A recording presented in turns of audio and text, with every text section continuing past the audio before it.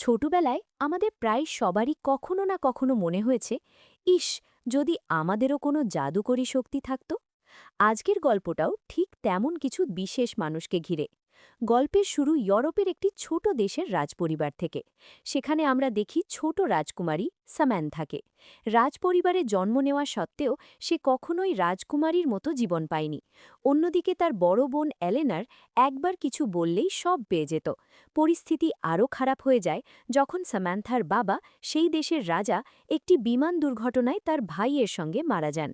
তার মৃত্যুর পর সাম্যান্থার মা ক্যাথেরিন দেশের শাসনভার গ্রহণ করেন।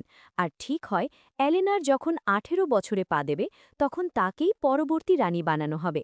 সাম্যান্থাকে যেন কখনোই এই পরিবারের অংশ হিসেবেই ধরা হয়নি। সে একেবারে সাধারণ মেয়ের মতো জীবন কাটাত, বন্ধুদের সঙ্গে ঘুরে বেড়াত। এই বন্ধুদের মধ্যেই ছিল এক ছেলে, মাইক।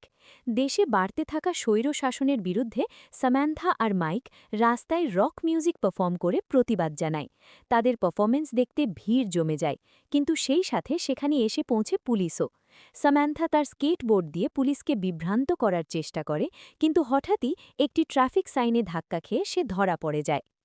বাড়িতে ফিরিয়ে আনার পর সে তার মাকে বলে দেশের মানুষ সরকারে খুশি নয়, কিন্তু ক্যাথেরিন সেই কথাকে পুরোপুরি উপেক্ষা করে। পরের দিন স্কুলে সাম্যান্থার দেখা হয় রুকসানার সঙ্গে, যে আরেকটি রাজপরিবারের মেয়ে।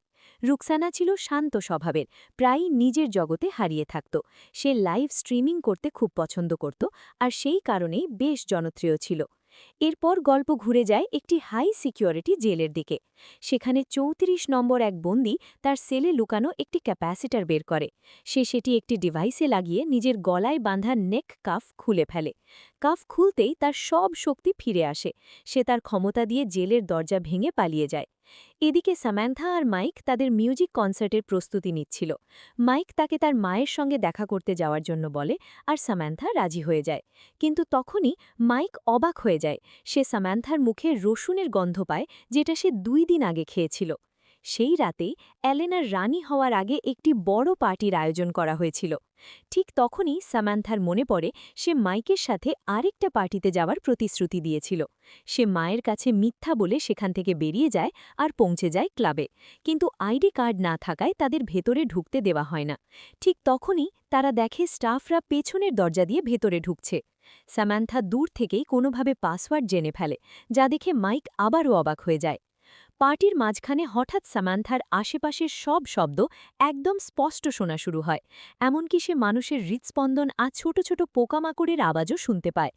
এতে সে অস্থির হয়ে পড়ে আর হঠাৎ ফায়ার অ্যালার্ম বাজিয়ে দেয়। অ্যালার্ম বাজতেই পার্টি বন্ধ হয়ে যায়, আর পুলিশ এসে আবারও দুজনকে গ্রেফতার করে।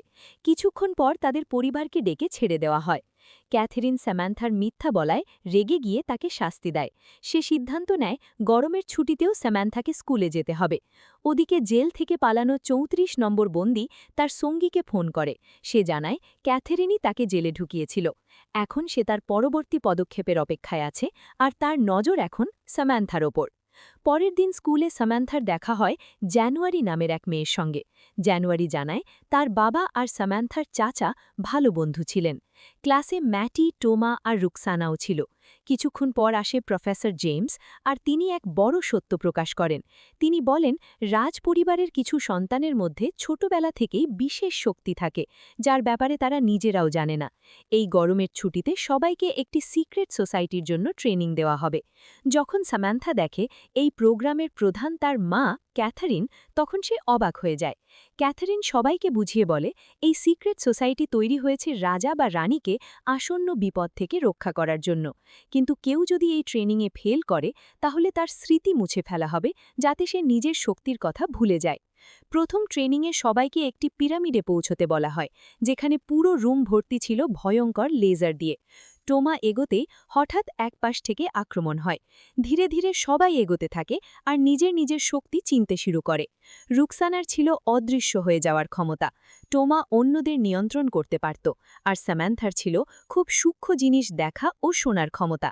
এই কারণে সে সবচেয়ে দ্রুত টেস্ট শেষ করছিল। তবুও শেষ পর্যন্ত কেউই প্রথম পরীক্ষায় পাশ করতে পারেনি। এরপর জানা যায় জানুয়ারি শুধু স্পর্শ করে কিছু সময়ের জন্য অন্যদের শক্তি নিজের কাছে নিতে পারে, আর ম্যাটি পোকামাকড় নিয়ন্ত্রণ করতে পারে।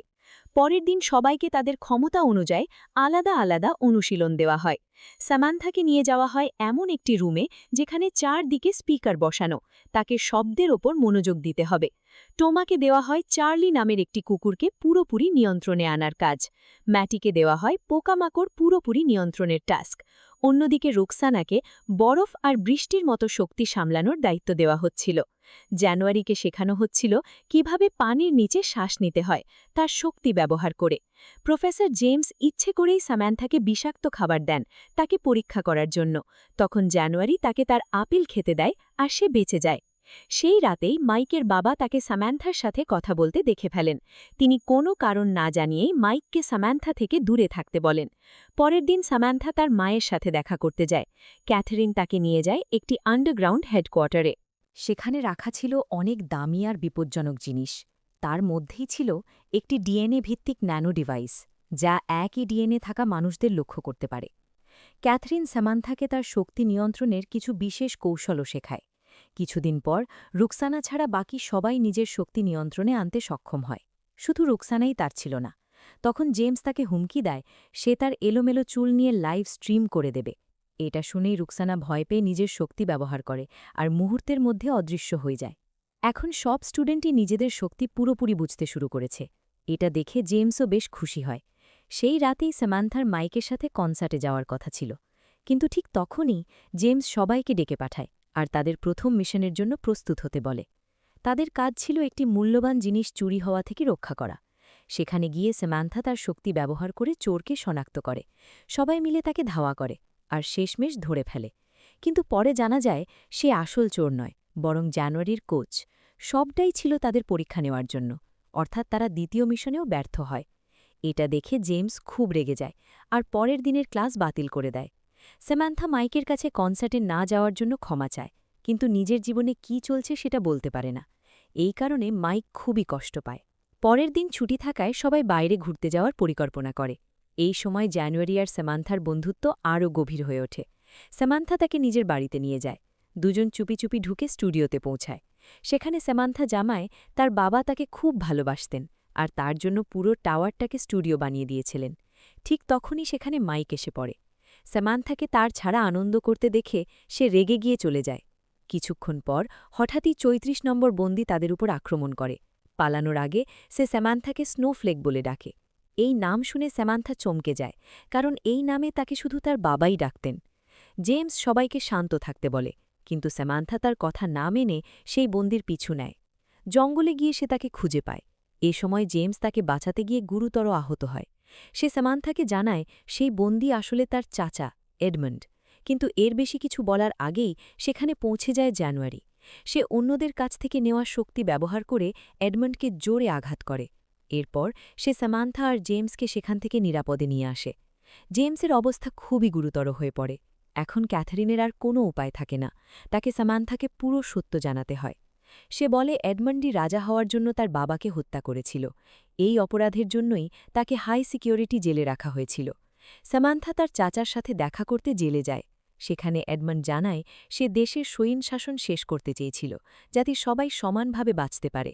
সে ভেবেছিল তার ভাই রাজা হয়ে পরিবর্তন আনবে, কিন্তু অনেক অপেক্ষার পরও কিছু না বদলানোয় সে তাকে হত্যা করে। এরপর সামান্থা তার বড় বোনের সাথে দেখা করে। তার বোন তাকে আশ্বাস দেয় রানী হলে সে অবশ্যই দেশে পরিবর্তন আনবে। সামান্থা তাকে বিশ্বাস করে। সবাই রাজতিলক অনুষ্ঠানের নিরাপত্তার জন্য প্রস্তুত হয়। সেই রাতে সামান্থা হাসপাতালে গিয়ে জেমসের কাছে ক্ষমা চায়। রাজতিলকের দিন বিশ্বের বিভিন্ন রাজপরিবার সেখানে উপস্থিত থাকে।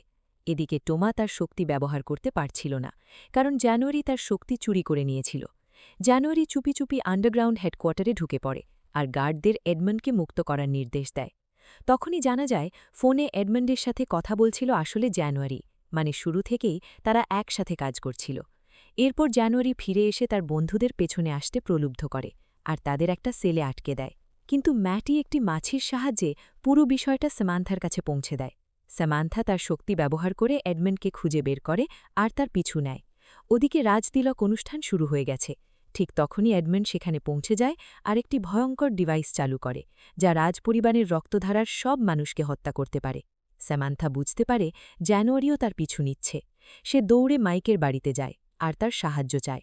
প্রথমে মাইক রাজি না হলেও সত্য জানার পর সে সাহায্য করতে রাজি হয়।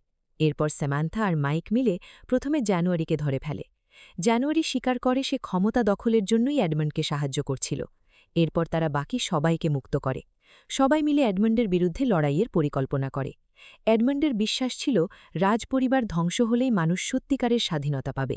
সামান্থা, টোমা আর রুকসানা মিলে তাকে বিভ্রান্ত করে। তারা তাকে এমন একটি রুমে নিয়ে যায় যেখানে আগে থেকেই একটি বিশেষ ডিভাইস লাগানো ছিল। এই ডিভাইসের কারণে এডমন্ডের শক্তি দুর্বল হয়ে যায়। ঠিক তখনই মাইক ন্যানো ডিভাইসটাকে রিপ্রোগ্রাম করে দেয়। ফলে এডমন্ড নিজেই সেই ডিভাইসের মধ্যে আটকে যায় এবং নিয়ন্ত্রণে চলে আসে। অন্যদিকে রাজতিলক অনুষ্ঠান নির্বিঘ্নে সম্পন্ন হয়। এখন এলেনর আনুষ্ঠানিকভাবে দেশের নতুন রানী। সামান্থা, টোমা আর রুকসানাকে সেই সিক্রেট সোসাইটির সদস্য হিসেবে গ্রহণ করা হয়। জেমস সুস্থ হওয়ার পর ক্যাথারিন নতুন রানীকে এই সোসাইটির সব কিছু জানায়।